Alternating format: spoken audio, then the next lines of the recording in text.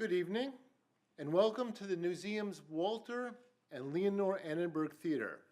I'm Jeff Herbst, President and CEO of the Newseum. Just 1 week before the start of the Republican National Convention, the timing could not be better for tonight's program, Inside Politics Special Edition, live from the Newseum. We are so pleased to be partnering again tonight with CNN for this special members-only event. In April, we opened the CNN Politics Campaign 2016, Like, Share, Elect. This exhibit immerses visitors in the 2016 campaign in real time so they can explore how digital and social media have transformed the way that citizens participate in and journalists cover the election. The exhibit is one of the many high-profile ways that we are working to establish the Newseum as a thought leader in the areas of technology, free expression, and the First Amendment.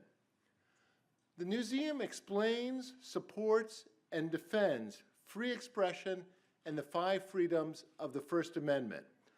Over 800,000 people a year visit our building to view the exhibits that speak in a profound way about the evolution of freedom. We convene programs so that people of very different beliefs can come together to discuss the pressing issues related to our foundational freedoms.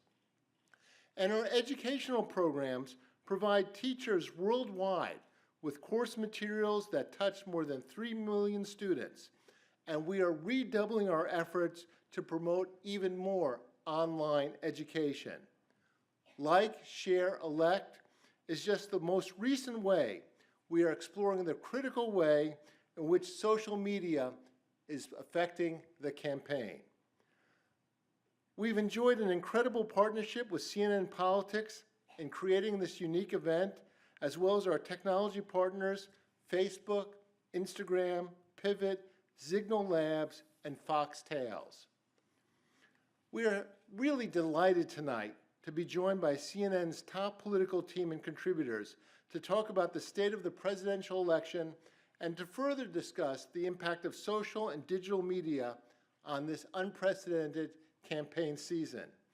Our panelists tonight are CNN senior political reporter Manu Raju, senior national politics reporter MJ Lee, Jackie Kucinich, Washington bureau chief for the Daily Beast, and Olivier Knox, chief Washington correspondent for Yahoo. Moderating tonight's conversation is John King, CNN's chief national correspondent and anchor of Inside Politics. I want to give a special welcome to our friends at CNN, many of whom have worked so hard putting our exhibit together. It is also a pleasure to welcome our Press Pass members, our Friends of the First Amendment Society, and our Corporate Engagement Program members and donors. It's through your support that helps the Newseum put together such important programs as the one we're about to witness. I'd also like to give a special welcome to our new members. 120 of you have joined in just the last few weeks, and welcome you to the Newseum and say we hope to see you often. It is now my privilege to introduce John King and our panel. Thanks as always for your support of the Newseum.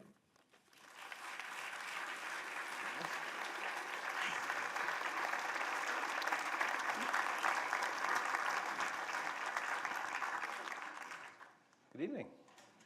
Microphone works, that's always good. The lights are bright, so it's hard for us to see you, but we're happy to be here, I assure you. Jackie, MJ, Olivier, Manu.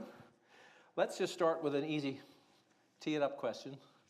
Donald Trump's convention, we think, starts 1 week from today. Are we right? Is it his convention? There's been this talk of a coup. I see the evidence that they'll be disruptive and that they'll cause some trouble and that in and of itself tells you something about what's happening in the Republican Party. But is there any disagreement? Do we think the coup plotters have a prayer?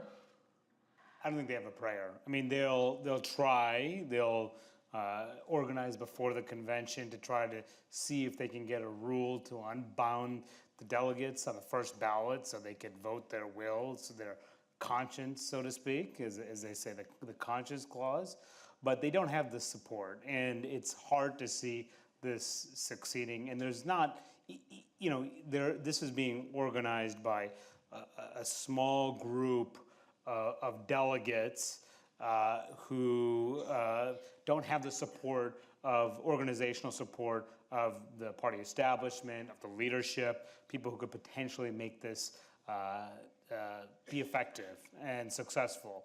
So it's hard to see this, being, succeeding beyond, or being in the news other than a 2-3 day news cycle in which they're going to organize, have meetings, vote on it, and ultimately fail. But it still, it does show you how much discord there still is in the Republican Party, which you really don't see going into a convention. It's usually a party for a party and about sort of amplifying their message. I mean, Governor Kasich isn't going to be there. He's the governor of Ohio where the convention is taking place. He's not going to be there. There are so many messages that are being sent either by people who aren't there and by the people who are attending sort of reluctantly, that hasn't been resolved. And so while the Never Trump movement is sort of RIP, #sad, it does show how much unity there isn't at this point in the cycle, which, I mean, I've never seen. I mean, just to add one more point to that, it's totally right. I mean, some people are speaking at the convention not even endorsing Donald Trump. And Ted Cruz is speaking at the convention. He's not even saying he will endorse Donald Trump. I mean, when does that ever happen? Well, and I think, just think about how many times we've talked about this on your show, John. It's your show too, I'm saying.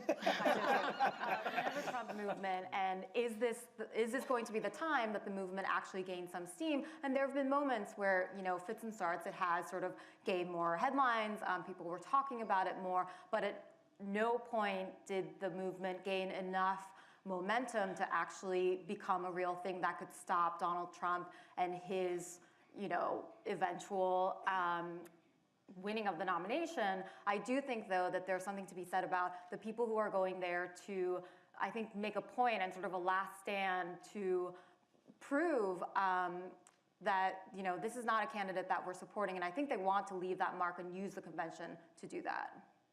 Yeah, a lot of Republican primary voters did not vote for Donald Trump, but the Never Trump movement has never really captured those voters. And so one of the questions is, one is where would the Trump voters go in November if this somehow gets stripped away from him? And the other is, Never Trump has been mostly the province of an elite group of establishment members, of conservative thinkers, and they haven't, at least I haven't seen any evidence that they've taken over, that they've rallied rather the people who didn't vote for Trump in the primaries. So I should have mentioned at the top, we're going to take your questions in just a few minutes. We're going to go through some of the big points in the election, but we'd much rather talk about what you'd like to talk about, not what we would like to talk about, and hopefully they're roughly the same things. But to the point I was making to some folks when we were talking upstairs near the magic wall that is here in the Newseum, and it's fun to have it here. There are people who visit that all the time who send me tweets saying they want my job. Let me assure you, you can have it.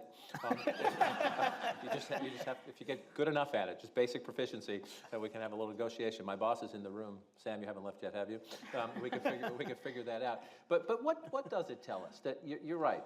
There was Stop Trump, then there was Never Trump, and there is still Never Trump. And the question is, how many of them? How many real people, not just the elites? How many conservatives across America, Republicans, stay home in November? And you have Dump Trump at a time when tomorrow, after a Democratic primary that I think was more contentious and more competitive than anybody would have said 8 or 9 months ago, Bernie Sanders is going to stand next to Hillary Clinton in New Hampshire. We saw President Obama on the trail with her last week. The vice president's event was rescheduled because of Dallas, but he'll be out there too. Elizabeth Warren has been out there. You have an all-hands-on-deck Democratic family that apparently is about to include Bernie Sanders, and you have this Republican Party that's still not quite sure what to make of itself. It's really remarkable. I mean, one of the things in the primaries, if you look at the exit polls from the primaries, which was so revealing, was that people who feel, the Republican-based voters who feel betrayed by the party leadership. I mean, in state after state, overwhelmingly, voters were coming back saying that they do feel betrayed by their party leadership.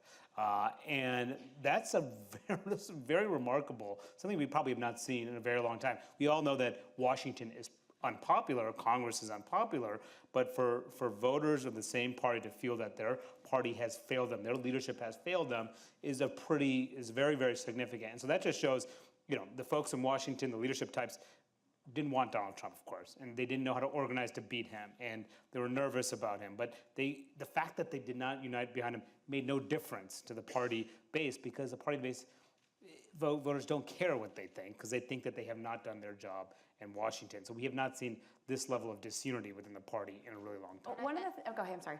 No, well, I was just going to say, I think the opposition that Donald Trump has faced from members of his own party, you really can't compare that to the protracted Democratic primary that we've seen. Yes, Hillary Clinton did have a longer fight and a harder fight than I think her campaign ever expected. However, she's not the one who is sort of struggling to win over the support of major Democratic leaders.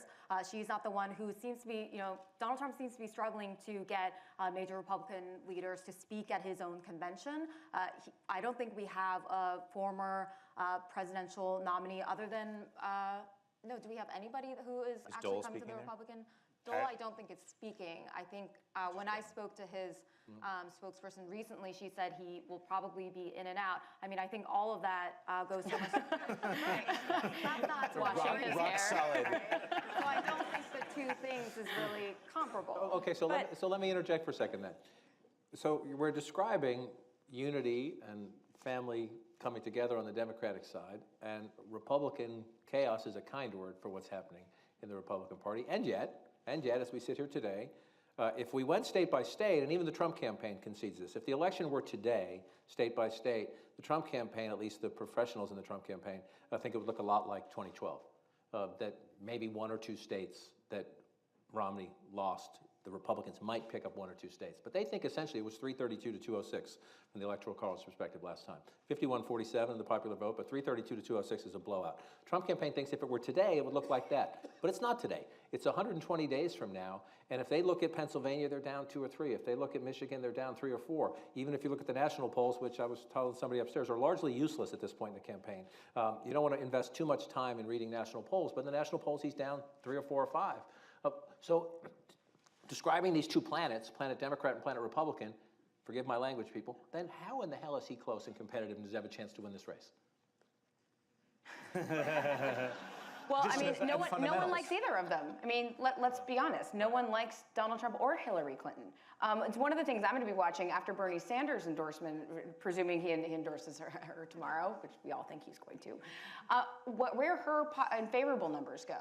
If they start to go up, that's even more of a problem for the Trump campaign, because right now it seems like the Bernie Sanders people don't really love her. But if he's saying, okay, but like, she's who brought you. Yeah, I mean, it really just shows how unpopular both candidates are. I mean, another poll today, the Monmouth poll in Nevada, was a state with a very significant Hispanic population, and we know how unpopular Trump is with Hispanic voters. He's only down 4 points in that Monmouth poll. I mean, it just shows how polarized the country is still and how unpopular Clinton is. So he, even that 2012 map, I mean, it's close. I mean, these states are all close. And if Hillary makes another mistake, a big mistake, and Trump runs a good general election, and if there is a debate, game-changing moment in the debates, you never know what's going to happen on election day. He's in play. There are a lot of people, especially in this town, who want to think it's over, it's baked, it's cooked. I would disabuse you of that notion if you haven't. Doesn't mean that, I always say, if you take the Game of Thrones analogy and we just think of medieval fighting, she has the high ground. She has the Obama map, she has the Obama coalition, she has a stronger organization and infrastructure in place, and she's certainly, she's got the catapults and they've got sticks. So she Khaleesi, is that in this analogy? If you want to go there. But the fact that he is still within play with some big moments still to go, the conventions and the like, I think is remarkable. Well, let me pause, and I probably should have gone first with this, to ask, again, we're 120 days out, so it is impossible to know what any event that's happening now is going to mean when we get to November. But we have had Dallas, after 2 more police shootings of African-American men in Baton Rouge and Minneapolis. And we do have a moment of national pause and national horror. And actually in this town, at least what seems to be, for the most part, there are always exceptions, but for the most part, an attempt by the leaders to at least, can we have a conversation about a conversation at least? Can we go off in a room and lock the doors and have a conversation about whether there's anything to be done here? Is that the best we're going to get? Is this a few days of let's be adults and say we're going to talk about things, or are we at some sort of a page-turning moment? It's probably the best we're going to get.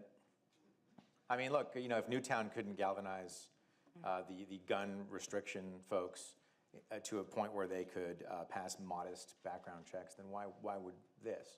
I think this is, but to your other point though, it's actually not that surprising that he's that close. It really isn't. Elections are about the fundamentals. They're about how people feel about the economy, how they feel about the direction of the country, how they feel about all these other things. Now, I don't know that he has the machine in place to capitalize on these close polls, but we in the media tend to wildly overstate the impact of gaffes and the impact of single events. And what you see if you look at, for example, the day-by-day polling in 2012 is that there were only a couple of gaffe moments that actually had any impact at all on the race. So we want to be careful about not overstating that. People ultimately are going to vote based on how they feel on election day, and not necessarily about whether Trump said something crazy on Twitter a day before. And getting back to your question about whether or not things are different now, I'd say the only thing that's different, we're not going to, of course, see any Congress do anything. I mean, they're already stalemated over what to do about even denying suspected terrorists the right to buy firearms. Both parties are divided on that. Republicans are divided internally about how to deal with it. So that's not going to happen. But it's going to be an issue in the campaign. And we have not seen gun control, gun violence, that debate really be an issue in recent elections. So that's going to be certainly something both candidates cannot ignore going forward. This latest incident in Dallas is one example of how much social media has changed the world we live in. The political conversations, but also any conversations in America. And what was striking and so incredibly sad about it in part was because social media, up until the sniper started firing, was actually full of relatively optimistic images. Dallas police officers standing and posing with the peaceful Black Lives Matter protesters, essentially saying you have every right to be on the street to protest what happened in other cities, and then bang.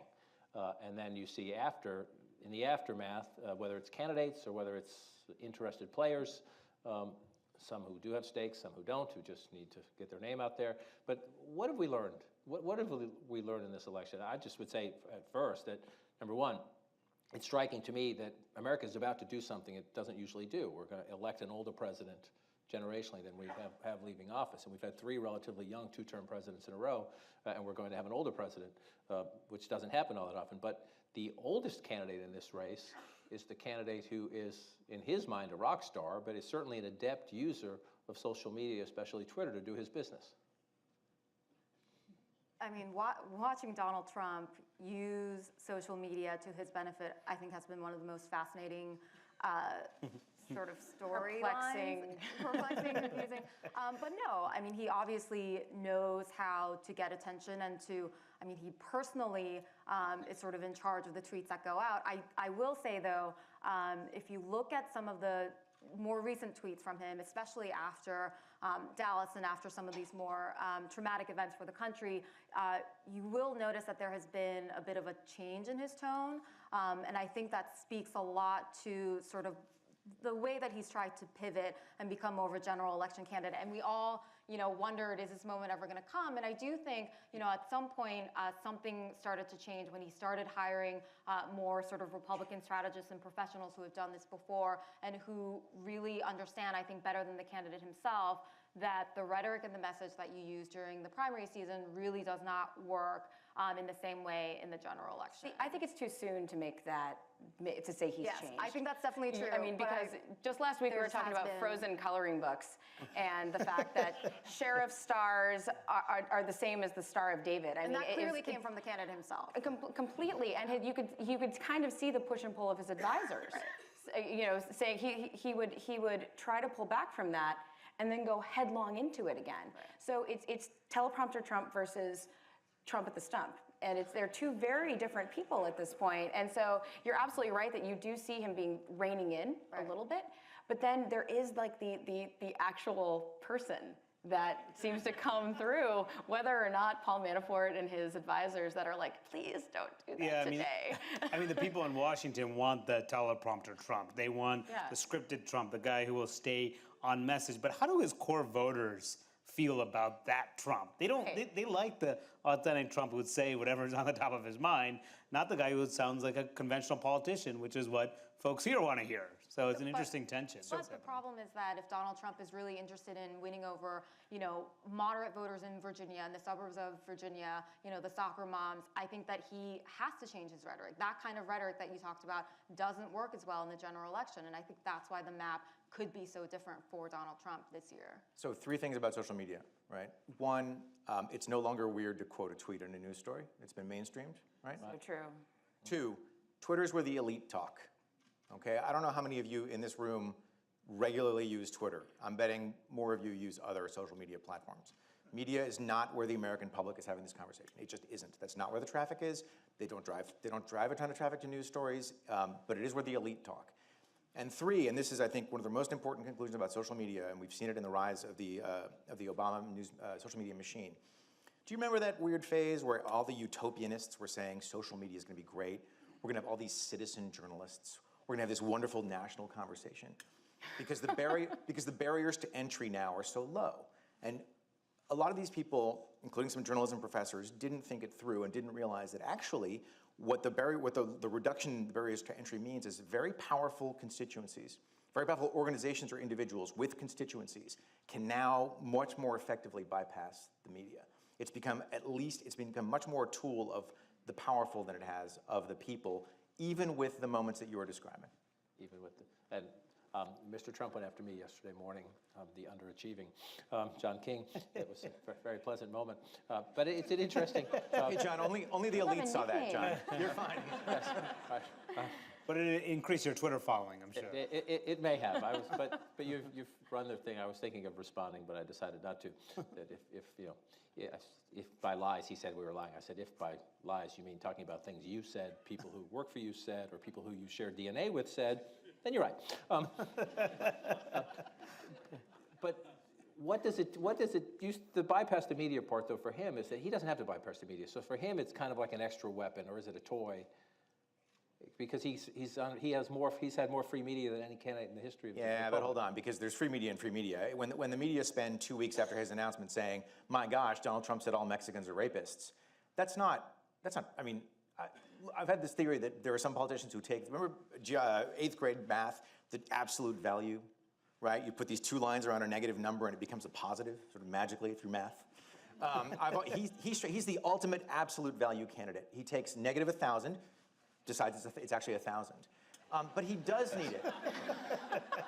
But he does need it. I disagree that he doesn't need it. He has gotten a lot of media coverage, but he does still, this is how he gets the message out to the base. This is, in effect, it is the modern stump speech distilled into 140 characters. Stump speech is as a weapon to tell your supporters what to tell their neighbors and coworkers and friends and their Facebook friends and the rest of it. I think he absolutely does need it and uses it really well. And to drive the narrative and to attack his opponents. I mean, he branded Ted Cruz, lying Ted Cruz, by his tweets. Of course, his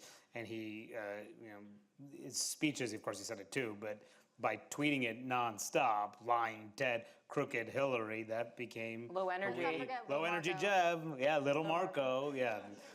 We all know them. It's like our characters in a really weird book. Well, I sure hope to be overachieving by November.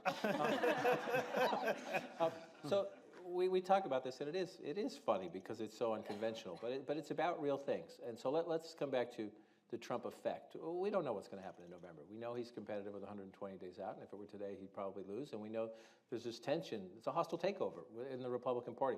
They are working on a platform. It's not formally adopted yet, but they're working on a platform that drops the Republican Party's support for the Trans-Pacific Partnership, a global trade agreement that the Republican Party, at least in our lifetime, has been for. They dropped their opposition to same-sex marriage. Ish. But Donald Trump is having an impact. At least now everyone says party platforms don't matter, but it is, at least on paper, it is supposed to be the governing philosophy, the guiding document of your party. So for all those who say, well, he's just a one-shot wonder, he's going to be our nominee, we're going to move on, if that's true, they're still going to have to go clean up the mess, or from his perspective, clean up the progress. And John, that's why I think so many Republican leadership types were really nervous about seeing Donald Trump as the nominee. Not, of course, they're concerned about the outcome, but just the fact that he could remake in the image of the party into something that they don't believe in, and the trade issue is a prime example of that. I mean, this is the business community was hugely invested in getting the a trade promotion authority passed that could lead to the enactment of the TPP.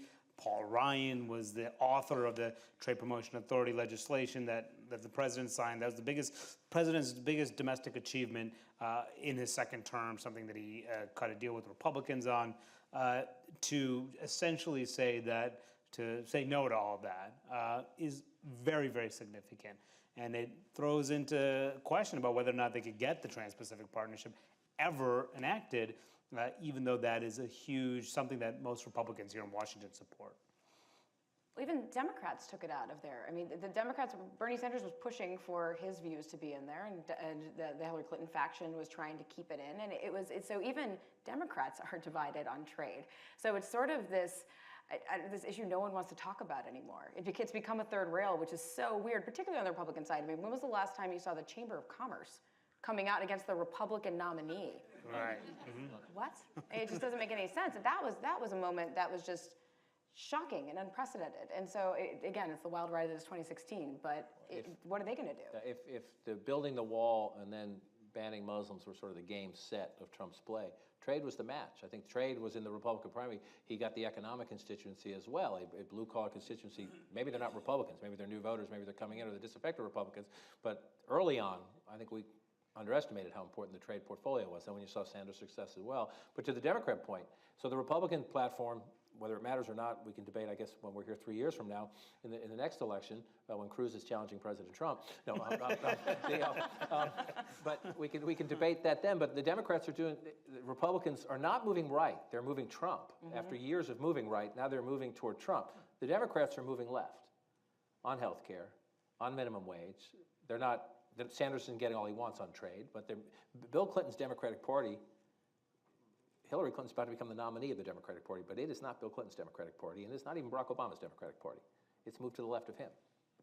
Yeah, and there's a little bit of concern, I think, because Democrats have seen Clinton throughout the primary, move to the left on issues like the ones you mentioned, whether that ultimately ended up costing her some voters in the center, independents, that she will have to win over during the general election. I think there was a period of time when, you pick up the phone and you call a Democratic strategist and you ask them, so what do you think about what Bernie Sanders is doing? And they will call it a political revolution that, deserves the coverage that it had gotten, and, his supporters deserve to get the attention that they were getting. However, I think there was a moment when that sort of switched off almost. The good graces that he had for a while, I think, turned into, don't you see what you're doing to the party? Don't you see what you're doing to the eventual nominee? That you're pushing her and sort of forcing her to move left so much that, this could actually end up being damaging in terms of her November prospects. I don't know how deep those fears are. I think they see what's happening on the right with the Republican Party, and they know that their problems are not as grave as what the Republican Party is facing.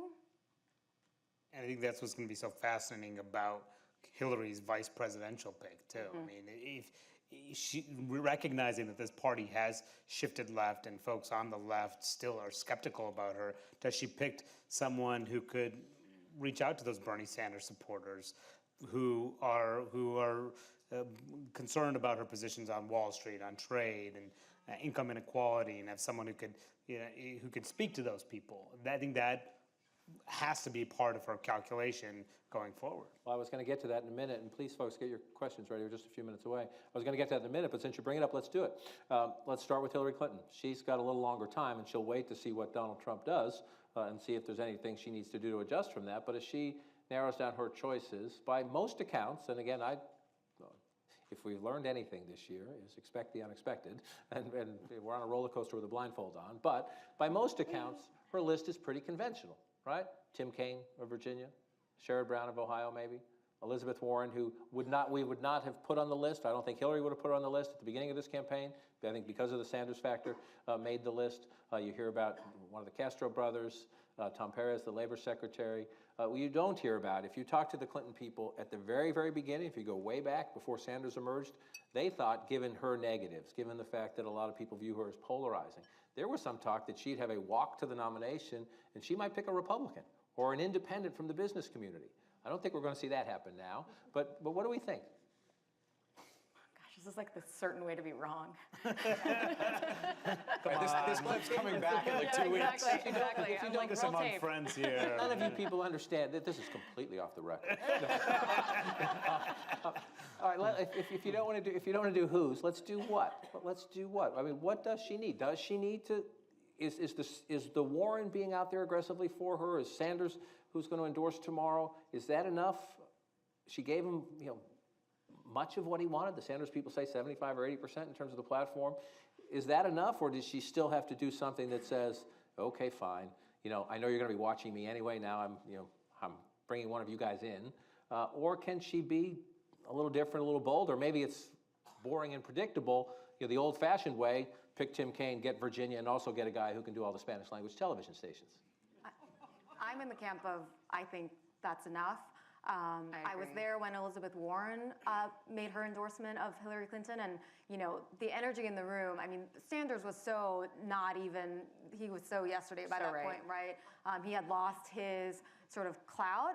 That didn't matter anymore. That race was no longer happening. I think that's behind her, and I think that what she needs to do is continue pressing this message that she's the adult in the room. She's the one that's temperamentally fit to be president. She's been doing this over and over again in all of her speeches, and I think that's sort of the strategy that I think we'll see her campaign really take into consideration. If that ends up being, that she chooses Tim Kaine because she feels like he comes across as someone that is really fit to be hold the office of the presidency, then I think that's a big factor. He's also someone she knows from serving in the Senate. He's someone that she's comfortable with, which I think when you're someone like Hillary Clinton, that holds a lot of weight as someone that she trusts. So that's another reason why I think Kaine is probably a good bet.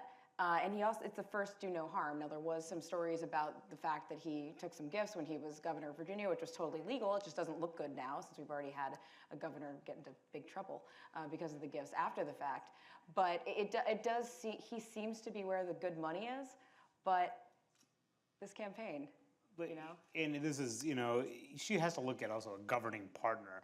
The question with Elizabeth Warren is that if she's the vice president, what will the Clinton-Warren president, vice president be like going forward when they start to have to cut deals with Republican leaders in Congress?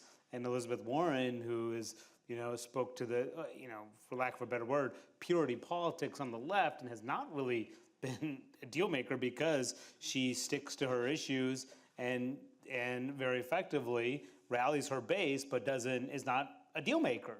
When you govern, you have to be a deal maker. How does she transition from that role that she plays right now to be vice president and work with Hillary Clinton? I have a hard time seeing her, if Hillary Clinton is looking at that, presumably she is, who would be a good governing partner, her to conclude that Elizabeth Warren would be that person. But she also has to look at someone who would be helpful. Warren, of course, would be helpful in bringing out the base.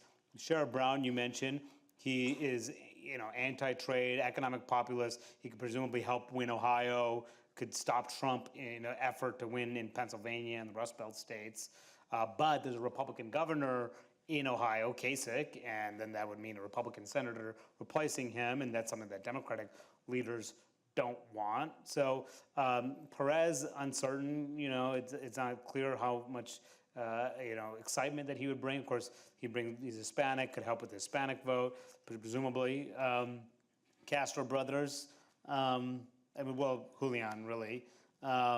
It feels like that ship has sailed, but again, this is just reading the tea leaves. It's hard to know exactly what Hillary's thinking, but what about someone like even a Cory Booker, who's not, who's a New Jersey senator, former Newark mayor, especially at a time of this racial tension and concerns in this country. Maybe he's someone who could speak to that constituency within the party and concerns that are out there over inner city violence and community policing, et cetera. So I don't know. There are a lot of considerations that she has to take, and it's interesting. But even if she were to pick Booker, Chris Christie's governor, and he can name the replacement. Since we're about to take audience questions, how many of you have ever voted for a presidential candidate based on their vice presidential pick?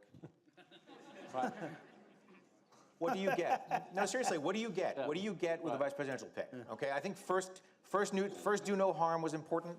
I think the question of a campaigning running mate versus a governing running mate is interesting. What do you get? What do you get from vice president? You get the initial splash, the announcement, right? Does it reinforce your campaign message? Does it undermine it? We can think of McCain, Palin undermining the experience argument. What and newspapers then you get, do you read? I'm sorry? What newspapers do you read? All of them? Things. In what respect, Johnny? But so what do you get? You get the announcement splash, you get someone on the campaign trail, and you get the debate, right? You can't guarantee that they will deliver their own state. This very informal survey of our audience suggests that the VP. It was very scientific, actually. You didn't ask if you voted against someone Well, you read your Twitter because of the feed. VP. That's actually, okay, great. Have you ever voted against someone because of their VP pick? Yeah, there you go. You got a handful of hands there.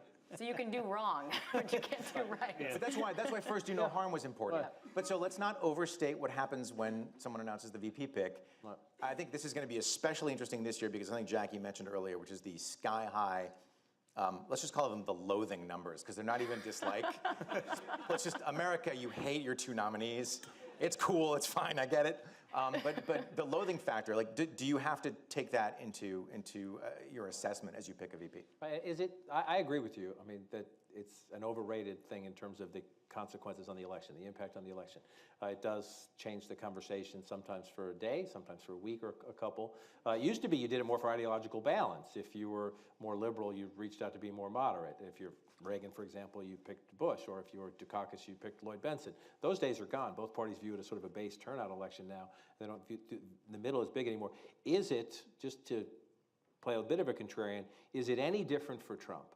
A guy who has been inconsistent, to be polite, as a candidate, and who just has no governing experience. And so he does not have a record that we can look at to say he voted this way or voted that way, or when a crisis happened, he would or would not, bail out the auto companies or bail out the banks. He has no governing record, and so does it mean anything? And he has issues in his own party about, can I do this? Can I really bring myself to do this? Is it any more important for him, or do we overplay that again, and it's about him and her? I think to solidify the support within the party, it's more important for him, not necessarily, well, maybe to turn on voters too, but I think certainly because of the concerns we've been discussing here from within the party, to get someone who, like, okay, well, we have this guy or woman, who could help, govern, who understands foreign policy, or someone who understands Washington. I think that it would help the psyche within his own party. So in that respect, I think it has an impact. I'm not sure if it has an impact on base turnout, but maybe if they have someone like Mike Pence, who is liked by social conservatives, the Indiana governor, perhaps that could help with the base turnout as well. Trump may not do as well with that constituency, so presumably that could be helpful.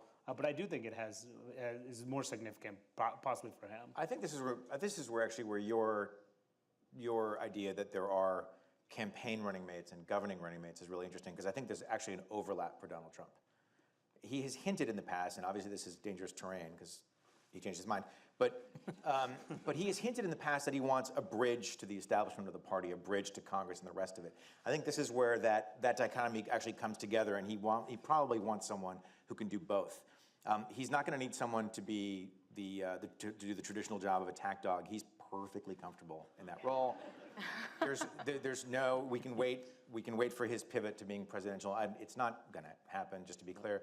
His voters don't care that much. I personally think there's going to be a big coming home in the Republican Party. I don't think that the party's on the shoals and about to founder. But I think this is where he's going to have to pick somebody who actually does play both roles more capably. I can tell you, inside the campaign, there's a big debate about this, and there's different centers of powers within the Trump campaign, and in the end, there's one. We should be clear about that. But the political professionals they brought in recently tend to favor Pence, because they think he gives you the Washington experience that Trump has said he wants, but he left Washington and became governor, so you can still keep your outsider brand, if you will. And Newt Gingrich has worked very hard to impress Mr. Trump's children, Ivanka and Eric. It's not a laughing matter. They're very important within the campaign, very influential within the campaign. And Newt, whether you like him or not, Newt is very smart, especially from a policy perspective and a look around the corner perspective and where are we in the world perspective. And he's very persuasive, especially if you're just meeting him. Takes a while to get to filter through some of it. No, I shouldn't say it that way. I'm trying to be a little snarky. But Newt's a very impressive guy. And I can tell you the political pros in the Trump campaign are a little nervous about how much influence they think he has over the children because they will tell you, the children are Democrats. But, all right, we're ready. I think we're ready for your questions. I'm not sure how we're going to administer the audience, but somebody will help me out with a little Oprah routine. Here we go, right over on the side here. Sir, you get to go first, I guess. You got to that microphone very quickly. You have experience at this, I think. I do. Thank you. My name is Carl Golovin. I thank the Newseum and especially the First Amendment Institute. I recommend everyone should belong to it. I was privileged as a member to meet each of you at the reception before this event and hand each of you a copy of this. I am a 9/11 responder in November of 2001 as a special agent with the U.S. Customs Service. I helped sift through the rubble of World Trade Center 7, the third tower that collapsed on 9/11 that's largely unpublicized. My question is, will the media read the 48 pages, the 48-page document by AE911truth.org, Architects and Engineers for 9/11 Truth, and ask the candidates, will they, we're 15 years after the fact. It took 15 years after Kennedy's assassination for a House Select Committee on Assassinations. There is abundant evidence the official story of 9/11 is not true, and World Trade Center 7 is the linchpin of the truth in the matter. So please do read the 48 pages and ask the candidates about it. Thank you.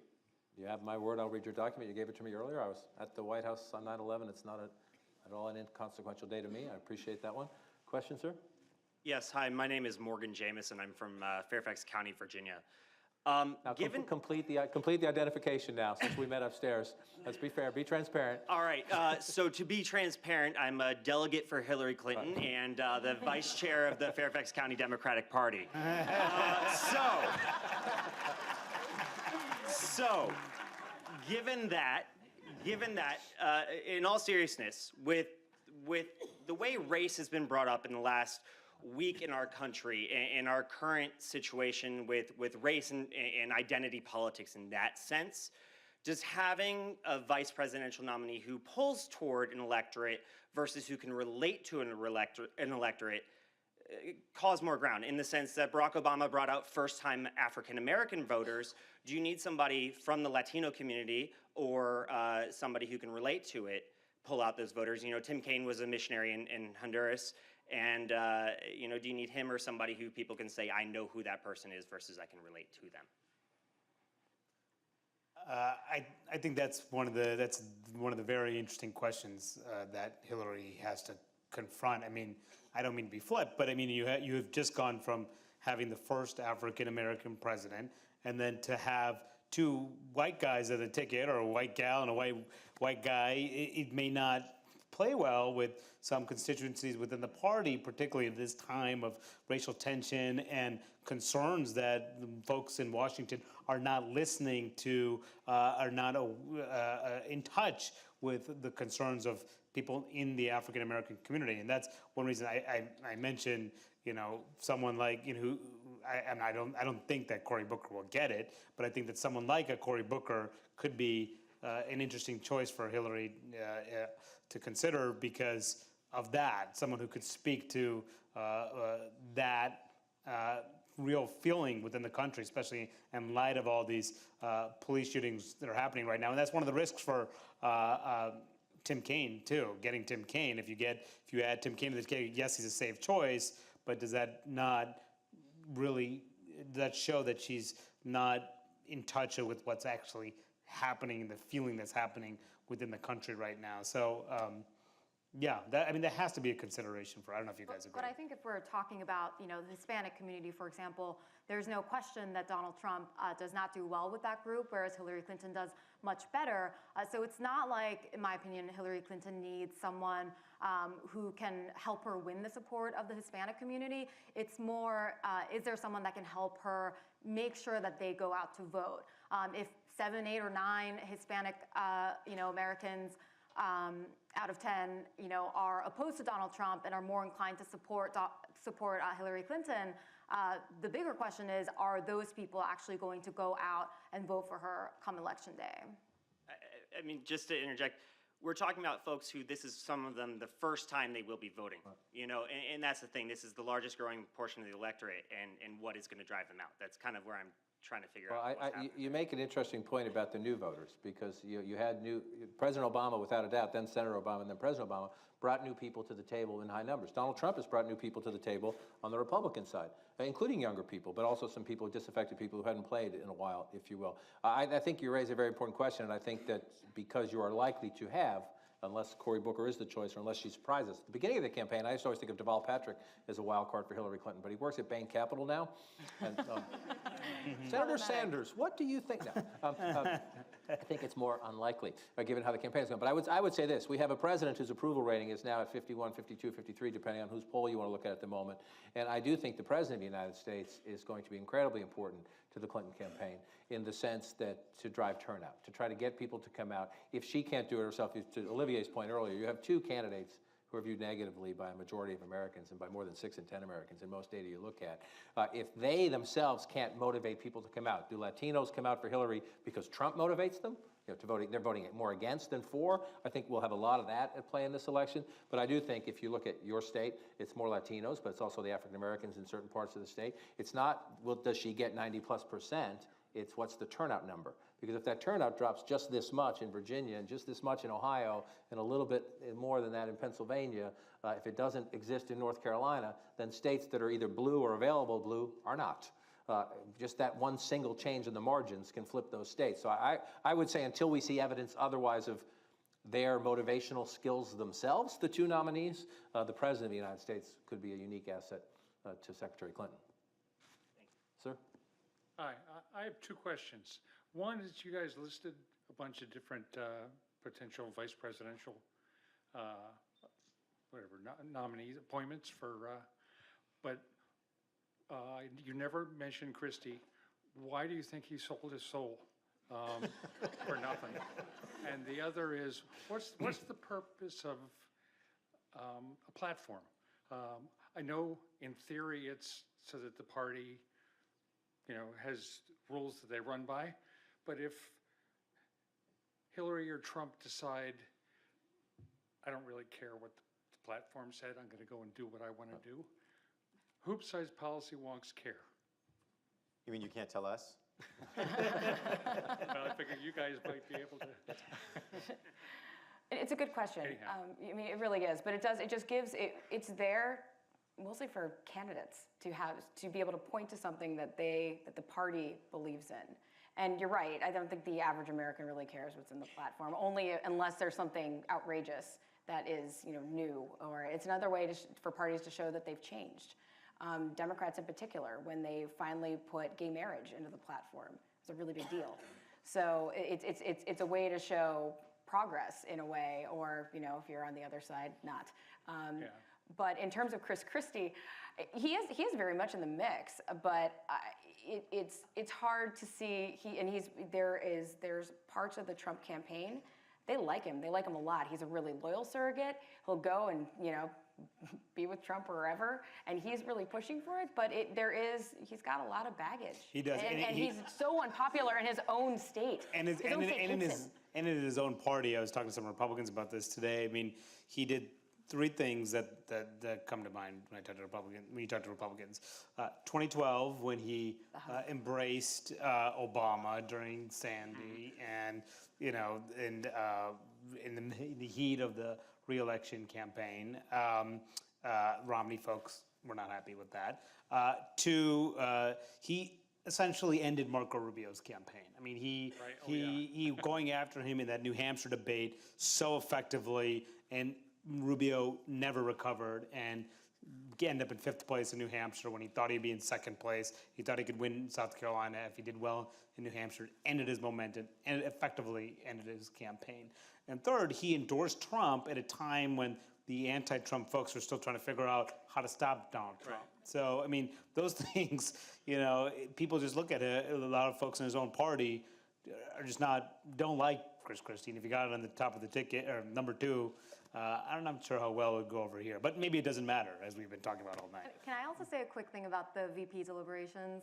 I'm willing to bet that not even the best sourced Trump political reporter has the inside track into who he's about to pick. Seriously. Every single Trump advisor that we speak to will say at the end of the phone call or the end of the interview, look, the only person that knows and will make this decision is Donald Trump and Donald Trump only. It doesn't matter what the advisors are saying. It doesn't matter that many of his advisors seem to be pushing for Pence because they believe that he is the safe bet.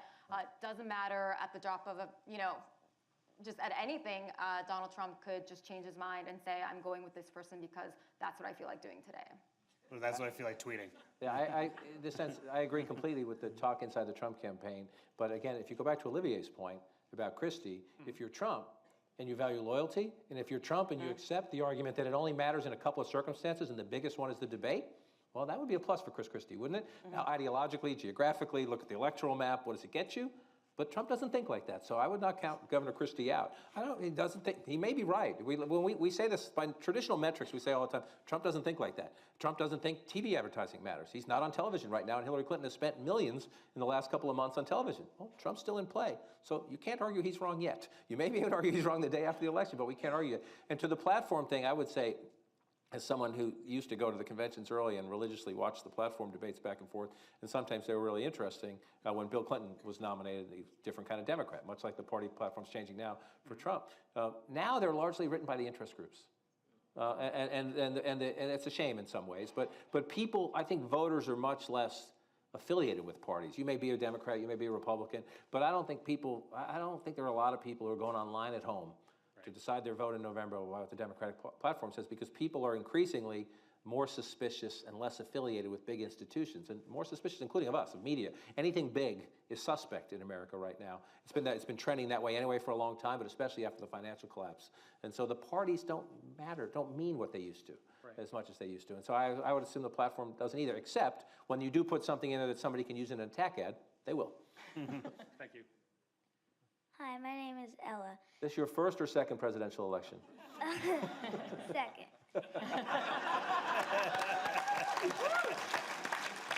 If you want to work in cable television, you are already ready.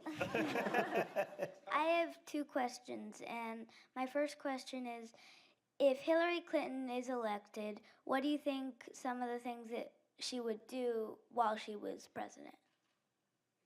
Okay, want to answer that one first? You stay put. What do we think priority number 1 is? Immigration, perhaps. That's something that President Obama was unable to do while in office. He didn't push it in his first term, and it floundered in his second term. Would she, let me interject, would she accept incremental?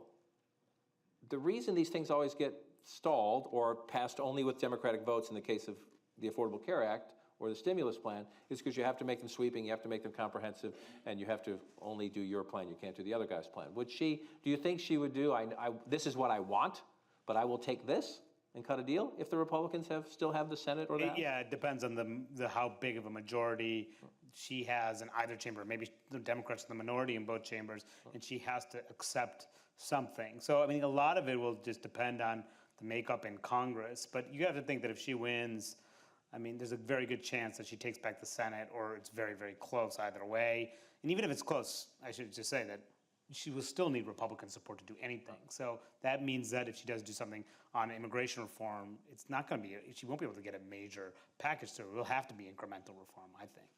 Ella, Hillary Clinton, if she's president, is most likely going to inherit a fight over who fills the 9th seat on the Supreme Court. And I think, barring some really big change in the way our politics work, she will inherit that vacancy. And so job 1 will be finding and nominating someone to fill that 9th seat, is my guess. And then after that, there'll be a lot of policy questions, things like immigration. Will she want to tinker with Obamacare, the health care law that President Obama passed? But I think the number 1 thing is when she comes in is probably going to be a fight over filling the Supreme Court vacancy. Number 2? Yeah, my second question is kind of the same, but it's what would Donald Trump do if he's elected president? That is an excellent question. Well, he would build a wall, and Mexico would pay for it. Believe me. Well, he would. It's a great question. I want to say this, that one of the great traditions in our country, and if Donald Trump wins the election, I am really fascinated by how this one plays out. But one of the great traditions in our country is the president who's leaving office leaves a note for the person. They're about to turn their house over. You're literally turn your house over. You know, you wake up in the White House, and by lunchtime you're gone. It's not your house anymore. And they leave a note. And George H.W. Bush, you can see this, it's at the Clinton Library, and I'm sure you can find it online somewhere. He left, I'm summarizing, I won't get it exactly right. He left a very poignant note for President Bill Clinton, and he said, I know you ran promising to focus like a laser beam on the economy. My one piece of advice to you is in this job, every problem in the world comes across your desk and you never know when. And so I think any president would learn that lesson. But Trump has made pretty clear, and please jump in if you think I'm wrong. Number one, I think one of the reasons, one way he could do better if he would talk more about creating jobs and less about the other things he wants to do, but his instincts is to go with what he wants, and his gut is to build a wall and to, now they're modified it a little bit, although they won't be clear about this, and to ban Muslims until we figure it out, whatever that means. So a focus on security, Homeland Security, America first, that's his theme, and I think that we've seen that today. He had a very pro-law and order, security, keep America safe. He seems to have a security/safety as reflex one. Would that be issue number one? I think that's been the driving force of his campaign, so you would think so, but I think there's a lot of skepticism out there about how serious he would be if he were elected president about things like actually building a wall. And I mean, even if, you got to think that the other side, if he does win, Republicans most likely hold control of the House and the Senate. But even so, getting a wall enacted through a Republican Congress is not going to, almost certainly won't happen because the party is badly divided over this issue. The majority will they'll still need 60 votes in the Senate. That means Democrats can block anything. So Donald Trump will have to compromise too. Donald Trump will have to have a happy hour with the Republican Party, I think, immediately after he wins. He doesn't, but I think there's going to be a lot of, if he is elected, I think there's going to be a lot of outreach because he's promised a lot of things that he needs Congress to pass. And I think Supreme Court is also going to be a big part of that, and just like Hillary Clinton. Do you think he would act, when do you think he would go to try to find a new Supreme Court justice? I think if he's elected, the day after he's elected, he starts the process of trying to find a short list of people who would fit the slot and then settle on. He's released one. Yeah, that's the, I need a list moment. Yeah, exactly. He'll put together the real list. Right. Don't ever get as cynical as we are. Their point, Olivia makes a good point. Donald Trump has put a list out of the candidates that he says he would consider for the Supreme Court. He did that because conservatives were nervous that he wasn't conservative enough and he wouldn't do one of theirs. So it's a key point, is the list that he puts out before the election. Once you win, sometimes you keep your list, and sometimes you say, fooled you, and you make a new list. So we'll see how that one plays out. But there's no doubt the Supreme Court is going to be, unless there's some talk that, if Clinton wins, that the Republican Senate would appoint Obama's pick in the lame duck because he's actually more to the center, and she would pick somebody more to the left. We'll see if this plays out. But most people think the next president's going to get these picks. And the other thing is that the Hillary people think they'll get two, even if after the election the Senate confirms Merrick Garland. The people in Hillary's team think they will get two more Supreme Court picks, and that could happen pretty quickly. And by the way, congratulations to your folks and to you for these questions. They're fantastic. Thank you very much. Sure. My name's John Barnshaw, and since we're at the Newseum, I actually had a question about the media and how media cover events. And if you compare the United States media, and John, I watch your show almost every week. If you compare our media to Sweden's media is completely focused on policy and getting candidates when they cover elections to say, where do you stand on this issue? And then if they move from those issues, why did you move? And kind of covering that, where most of our media is really focused on kind of the horse race, like we've talked a lot about today. And I'm not suggesting that you divert a whole show to it, but like maybe 2 good minutes on getting candidates to focus on a particular issue every week, like transportation or higher education. Donald J. Trump went through the Republican primary and he never had a full policy on anything related to higher education. And the same is true on transportation and many other things. And it's not an indictment of Trump. It's more of I think, a critique of the media, where if you look at somebody even like Hillary Clinton on higher education, many of the platform pieces that are now in the Democratic policy are from Bernie Sanders, and some of the staffers I've talked to with Senator Sanders, their whole goal was that, really. I mean, they'll tell you on the back end that was our goal, is to start to get pieces in there. So it makes it much easier for a candidate, if they're never on record in the primary, to actually pivot left, right, center, those kinds of things. So why is it so difficult for American media to focus even for 2 minutes and say, well, we covered this last week and we still haven't heard anything back from the candidates, but we'll stay on? Well, I would concede the point that maybe we don't do it enough, and there are certain issues like transportation and education that always sadly fall to the bottom. I would push back a little bit in the idea that, look, the horse race, you know, who's winning and who's losing, that's why we have sports pages, and it matters. But you should cover the horse race, and I speak as a sinner because I don't always get it right, but you should cover the horse race. If it's a good horse race, that gives you a frame of reference. It's a close race. Why? Well, why? Because Trump sold his immigration plan. That's policy. I get your point that he hasn't fleshed it out. And if you go to the campaign website at the beginning of the campaign and look at the Clinton website versus the Trump website, that's A and Z. I get your point. But I would say this is one of the reasons the Republican Party deliberately had fewer debates this time. It's because we did ask these questions in the 20-plus debates of 2012. Sure, you asked some horse race questions. Sure, you asked some personality questions. Sure, you asked some, you know, if you were a tree, what kind of tree would you be questions. Because you want the candidates, you want them to answer the questions they don't answer every single day. But I would hope, and I'm easy to find, I would hope that when we have conversations on Sunday morning, if I'm saying that Trump is winning Pennsylvania, I hope I'm just not saying Trump's winning Pennsylvania because is it his suits, is it his tie, is it his shoes? I hope I'm saying because he's selling his trade message, or people who voted for Obama are now voting for Trump because of his immigration issue, or because they don't think Hillary Clinton can create jobs for them. So we should frame all of these conversations around policy. And yes, television especially in general spends too much time on the horse race, or starts with the horse race too often. I would hope that when we have these conversations, it's one of the reasons on Sunday mornings I like to surround myself with smart people. I tee something up, I let the smart people take the show, and then I say we got a commercial, and then we come back and I tee something up and the smart people take it's a pretty good racket. But I accept your point to a degree, but I think this campaign, to the depth, this is what drove Trump's rivals crazy. Go back to those debates when Ted Cruz would turn to him and say, okay, so you have one sentence, what's next? Or, you know, Marco Rubio would say, the nuclear triad conversation to me was one of the moments in the Republican campaign that, again, I thought a lot of people thought, that's it, that's good. If Trump is finally the straw that breaks the camel's back. Republican voters kept voting for him. And we get criticized sometimes for putting Trump on TV so much. We can have that debate if you want, but I am proud of my colleagues. I mean, listen to Chris Cuomo in the morning, listen to Wolf or Jake or any of my colleagues who've interviewed Donald Trump on live television.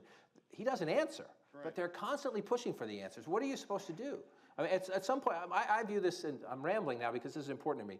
I view that you have common sense. Everybody in this room has common sense. If I say, sir, you didn't answer my question, and you go again, and I say, but sir, you didn't answer my question, you know, or I rephrase my question, and you still don't answer my question, you know, I can say, I'm going to, you can, and maybe this is what you want us to do. Well, I'm going to sit here and keep asking him until you, or you say, all right, fine, it's clear to me you're not going to answer that. I have you for 8 minutes. I'm going to move on to something else. That's my approach. Do it 2 or 3 times, because then I think most of the people in the room get it. He or she does not want to answer that question, and they don't need me to, beat him over the head with it. But there are people who disagree with that philosophy. I don't think we come to work every day with the intention of being jerks. This is at least not the way I operate. No, and I didn't want to imply that. No, but I get your point. I was suggesting to the point that I get your point. I don't have candidates on my show. I mean, the question is more about like the media. Like, why is it so difficult? Because other countries don't seem to have the problem. Like, a scandal becomes focused on the failure to answer a simple question. Well, but like, here's the that's thing. What circulates. What if all those the people in Sweden just didn't care about the answer? I mean, look at Trump and his abortion answer. Yeah. He gave, what was it, within 2 days, 5 answers or something? I think this, I might be a little wrong in the numbers, but it was a lot of answers. It might have been 2 minutes, for all I know. But any other candidate, if he had said what Trump said about that women should be punished, and we all wrote that, and then he came out and said, well, I don't know, and then went back and forth and said a couple different things, and frankly, I mean, if anyone knows where he landed, please let me know, because I lost track.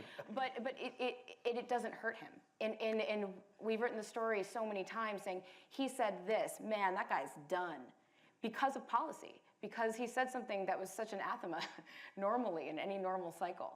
And so it isn't, I would just push back in that I don't think we're not covering it. It's just the people who like Donald Trump and a lot of the Republican primary electorate just didn't care this cycle. There's another sort of a mechanical reason for the discrepancy between US media and European parliamentary style democracy, is that because we live in a 2-party, very presidential system, what the president thinks and wants is paramount, and there's not quite the same kind of coalition building to form a government, and if the Greens back out of a government in Europe, the government can come down, right? And so this is why, and I used to work for Agence France-Presse, so I used to have to explain the US system to the world. And what you discover is that a lot of places with very strong parliamentary systems look at platforms as vital.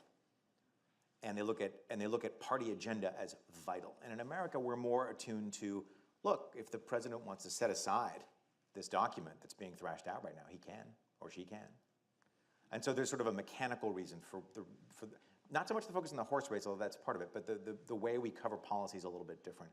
I think, for example, the Muslim ban, or whatever it's being called today, is a good example of the media constantly pressing this campaign to refine what it means, and the candidate constantly making, well, frankly, flip-flopping all over the place. It's not a Muslim ban. Well, no, it is. Okay, it would be from these countries. No, actually, it would be. So I think that stuff has been covered. But to John's point, like I thought the questioning during the debates in this cycle, with the exception of, I think, no questions about Pakistan. Sorry, I'm a little bit of a nerd. But I think by and large, the debates did a really good job of actually pressing these candidates on policy.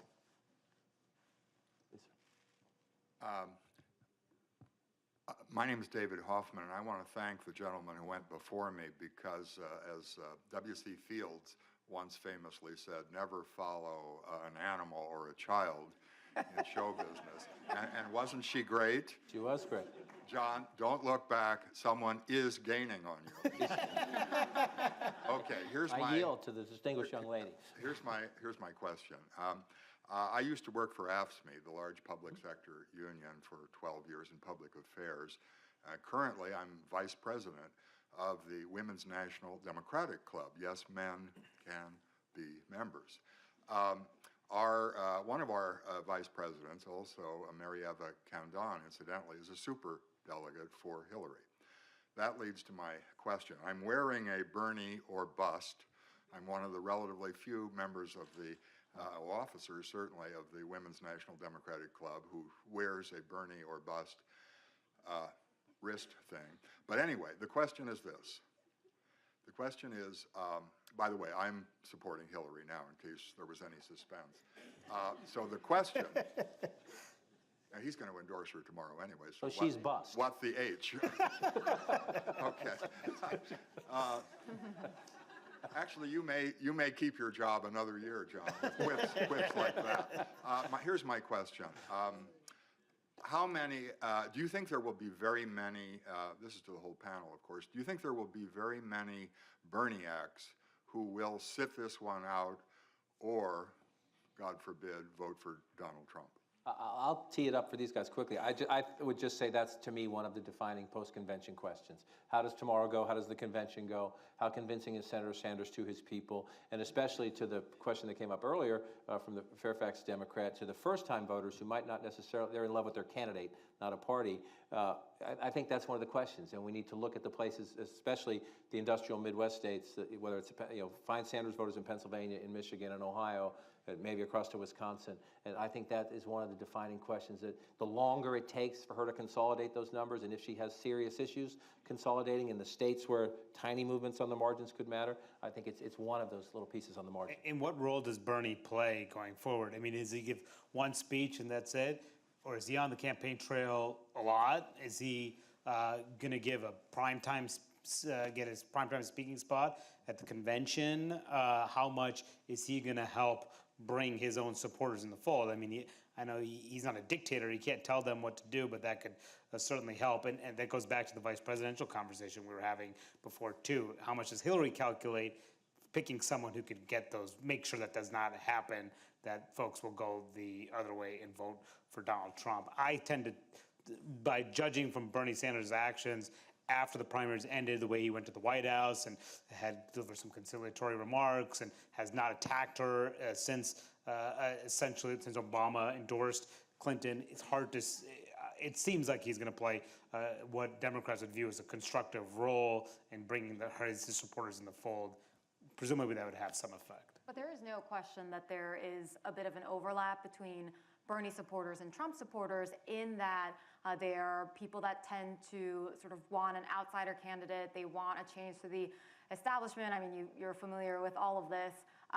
But if you look at polling, polling shows that the majority of Bernie supporters are inclined to not support Donald Trump. So there's sort of this overlap in sort of the ideology and sort of the sentiment, I think, and the emotions driving Bernie supporters and Trump supporters. But I think as much as Trump wants to say he's going to go after Bernie supporters, actually winning over a big number of them is going to be very difficult for him.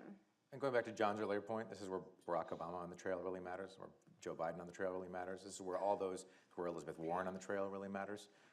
Polls tell you what people say they believe, not what they believe. But even with the raw emotions at the end of the primary, it's like 80% of Bernie supporters who say that they're going to support Hillary. So if you imagine now the conventions and then a few more months of campaigning, I mean, we all saw in 2000 that it doesn't take many voters to really bollocks up the system. But I'd be surprised if Bernie supporters in any sort of large numbers backed Donald Trump.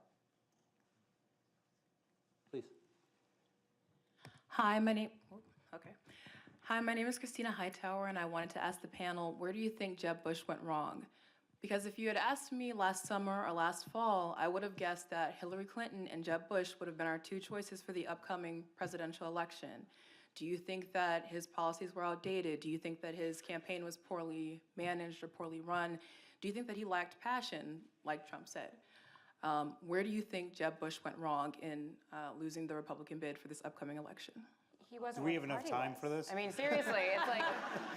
As we answer, I'm told we're out of time. It's just one gentleman behind you, and there are two people here.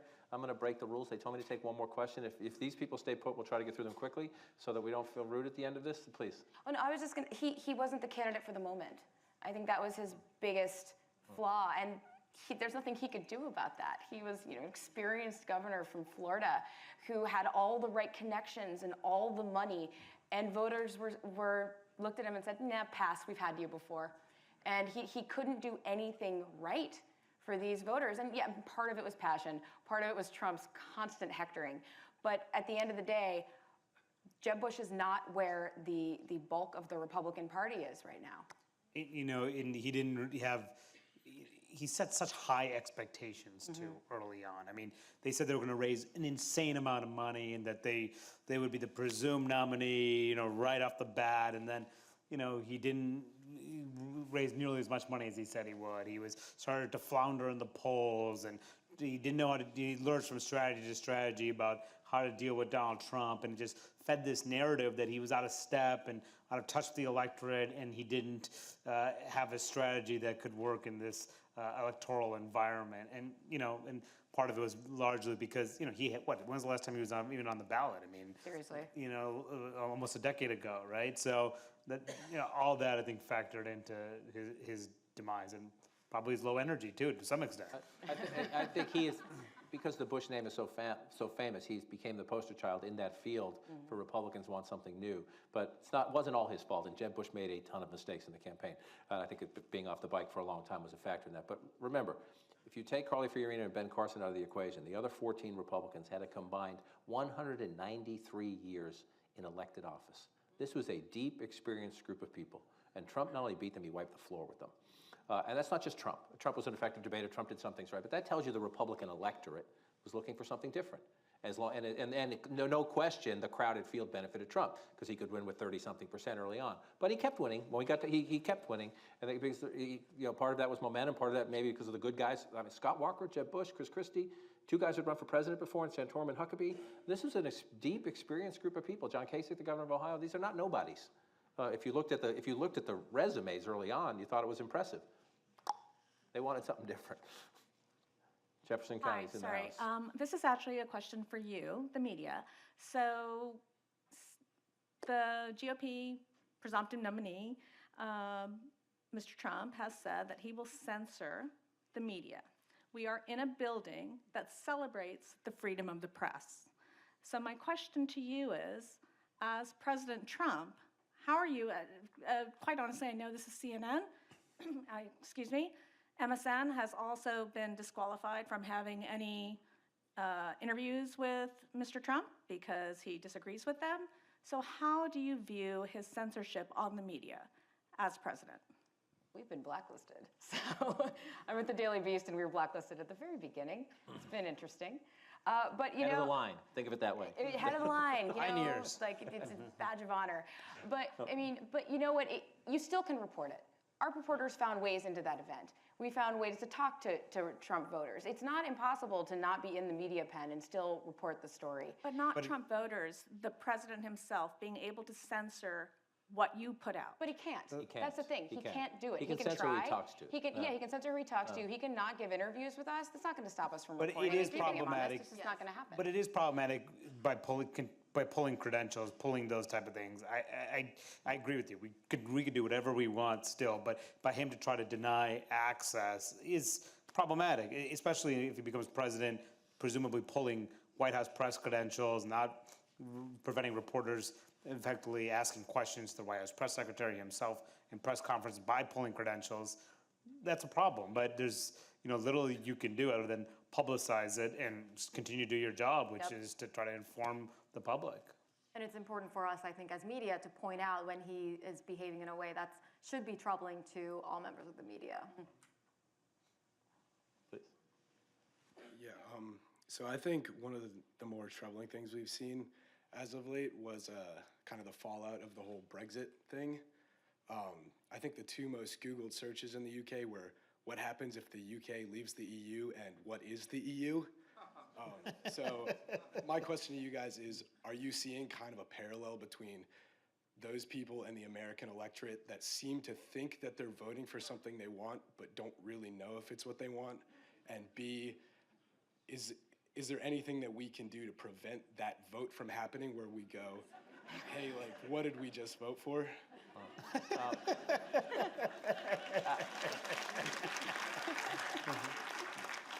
I'm going to make a threshold guess in my head about where you are politically, but I won't say it publicly. Look, one of the mistakes I make too often, and people in the business make sometimes, is that we spend all our time in Washington and we think it's America. Washington is not America. And there are really smart people in the journalism business who understand Washington really well, who can tell you where that bill's going to go, if it's going to pass, if it has a chance, who don't know a damn thing about America. And so I also, I don't mean to take offense with the question, but we should not insult our fellow citizens. We all get one vote. And I can tell you, when it started, there was a lot of focus. Trump's voters they're low educated, they're less educated. Just look, I was talking to people upstairs at the Magic Wall about this. Just go look at the Virginia primary and look at where Trump won. Yes, he won in a lot of small rural areas where you could say most people there have just high school degrees and they work with their hands, and they work in the fields, so they do this or that. He also did really well. Rubio won the really close-in suburbs, but Trump was right behind him in a lot of these places. These are doctors and they're lawyers and they're people who work at the Pentagon. Why did he win all these evangelical votes when he mocks Christianity sometimes and he mocks religion sometimes? People of all stripes of life and of every strata of educational background and social background, and they want something different. Whether they're disgusted or angry or just disillusioned or they've given up on this town, they want something different. And their vote counts just as much. And so I don't think you meant it the way I took it maybe, but we have to respect these people. They want something different, and Trump is winning their votes because they don't see it in the other candidates. I think a lot of people just want to send a bull. This is the China shop, and they want to send a bull in, and they want that bull to break everything because they think this town is busted. So you make a great point about do they know what they're going to get. But the fact that they're willing to go outside of their boxes and support somebody who is so unconventional, at times just erratic as a candidate. I don't say it as a criticism, it's just a fact. He's inconsistent and he's different. Why do they keep voting for him? Because they want something different. And as much as we focus on the personality of Trump, which is an enormous story and an interesting and fascinating story, the fact that this is happening, why it's happening, why these, the plant has to grow, has to come up out of the ground somehow. Why? Why? There's a mood out there in the country that if we don't figure it out, if you do what I do for a living, you're an idiot if you don't figure it out, because it's what you get paid to do. But if we just focus on him and not them, we're making a huge mistake, because they want something they're not getting. And the customer's always right. And so the customer's looking for something, and it's not getting the product they want, and so they're willing to think way outside the box. And in your view, and please, I don't mean this at all in a condescending way, you're absolutely entitled to it, and you should argue for it and advocate for it with all your friends if they disagree with you. You're entitled to yours. But we should not just dismiss these people as idiots. Because if you go out and talk, voters are, when you talk to people, they know what they want. Some of them just want this, they want to blow this town up, and I don't mean with a bomb. They want to just disrupt this town. They want to kick everybody out. Some of them want to build a wall. Some of them want to ban Muslims. Some of them, they do. That's what they think. And we're at a very interesting point in the country. Because of the dysfunction of this town for 20 plus years, the people who live out there in America are doing some interesting things. So I'm not big on public media and media violence. Privately, totally. Preferably over drinks with Jackie. But if you go back, so after the Brexit vote, it was this wave of stories, and it was, this woman voted for Brexit, and now she's distraught and can't believe it actually happened, right? The Google searches thing, which was me reporting. Go back and look at the polls. Look at the polls. Are you happy with the way it turned out? Are you happy with the way you voted? Would you do anything different? About a week out after Brexit, those second thoughts they only existed on the front pages of a handful of newspapers. Most of the people who were voting for Brexit were perfectly happy with the Brexit vote. And so, I mean, I'm not saying mistrust the media. No, I am saying mistrust the media, sorry. But no one on the stage. Right, except, of course. Yeah, right. But you make a great point about it's economic anxiety drove the Brexit vote. It's driving a lot of the things that Trump is for. It drove a lot of the things that Sanders is for. I think it remains the biggest question for Hillary Clinton. Can she come up with a compelling economic vision for the country as opposed to I'm not him? That's what's driving. This is not about them. It's about what's happening in the country. It's about economic anxiety of different stripes and different sorts where you are in the country. What energy sources under the ground? What did they used to build in that factory that's closed? It's different when you travel to different places in the country, but it's real. Please. Thank you. Hi, I'm Dr. Janet Johnson. I work at UT Dallas. I'm a professor there. And I've been doing a lot of research about how social media is changing the political process. I'm writing a book, and that's why I'm in DC, and I'm so happy I changed my flight for you guys. Help us. I will try. Hey, hire me. I'm here. My research has taken me to Howard Dean, when Sure. he screamed and changed, but then you look at Trump and you're like, well, he's screaming all the time. He's still here. And then you look at the Killian documents and how that played out on the internet, and that changed the election. And then, in 2008 and then, 2012, when we're watching debates and binders filled of women come up, and that's people stop listening and they tweet it, and then I see on CNN, actually I blogged about this, and CNN had a whole conversation about the hashtag that came up. So how has your job changed with social media covering a presidential election? And how does that play into how you report the story and how you cover a candidate? And how do you control that noise? Well, it's made the news cycle quicker, I think, in a lot of ways. You know, sometimes when things start to get a lot of traction on Twitter, sometimes you'll see that shape the news narrative rather quickly. And the way I think that you have to be a journalist and discern what is noise and what is news. Sometimes we, don't succeed at that, but frankly. But I think that it's been remarkable to be involved in a news cycle where a lot of chatter on Twitter could easily shape a story, but it's up to news organizations to determine what is relevant to report and what's not. How do you guys see it? I have TweetDeck open on a separate screen on my desk, so everything that comes in through my feed is sort of automatic. But I think it's a responsibility and a challenge for us sometimes. You were talking about the difference between the sort of the elite media and those voices being so different sometimes from what the rest of the country is talking about. For us to filter out, we're bombarded all the time. I'm reading your tweets and everyone else's tweets. We're sort of bombarded by what we are thinking and what we're chattering about, but I think often that is so different from what the rest of the country is talking about. That's what, John, you were talking about, right? So that's why we get out on the road and we go to Iowa and New Hampshire and we talk to voters as much as we can. And I think that's definitely a challenge, as much as social media can be a blessing in helping us do coverage sometimes too.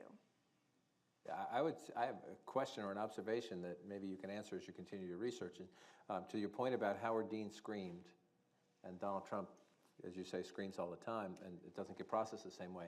We were talking about this, I think, in Jerry's office before we came down here, in the sense that I was surprised at first. Well, I think everybody in this town was surprised at first that Trump would say some things, and it did not affect, it sometimes helped things we thought would kill him, helped him. And so when I first started traveling asking about this, what I came away with, and I still want to go further on this, but is that we process people through how we met them, right? So if you're a close friend and I know you really well and you say something a little off color, a little crazy, I give you the benefit of the doubt. She had a bad day, she's tired, something has happened in her life. That didn't happen. You just, that's not her, it won't happen again. Politicians, everyone views politicians skeptically. If Jeb Bush said, I'm going to build a wall and Mexico's going to pay for it, people would say, what? It's not serious policy. It's impossible. But Donald Trump, everybody met Donald Trump as a celebrity and as a reality TV star. And so I call it the Kardashian effect. 80% of that is BS. Right. It's an act. It's meant to drive your emotions. It's meant to have you do something, but it's not real. And you talk to voters, Trump voters, and they say, of course he's not going to build a wall and Mexico's going to pay for it, but he's tougher on immigration. Right. No, he's not going to ban all Muslims. They'd never let him do that, and he knows that. It's just he's trying to make a statement about, we're at risk. They filter him, they translate him differently because they met him differently. Well, I'm a rhetorician, so I study the messages and the motivation behind it, and he sort of uses the enthymeme where we fill in the blanks for him, like we know he can't build that wall and things like that, but it's a great idea, in his mind. Well, I don't know if I'm right about that, but that was my observation from talking to people. But I think you're right. I think that that you give me food for thought on that one. So. I think we've run a little bit over time. I want to thank all of you for your patience and your smart questions. I especially want to thank my friends here. One of the distinctions I make when I do my show is I like to talk to reporters. There are a lot of talkers in Washington. I like to talk to reporters who actually talk to sources and do reporting, and these are four of the best. MJ actually lives in New York, but she's covering this campaign. I'll say in this town. It's a big global town. These are four of the best, so thank them for taking time out of their night tonight for the weekend. Thank you.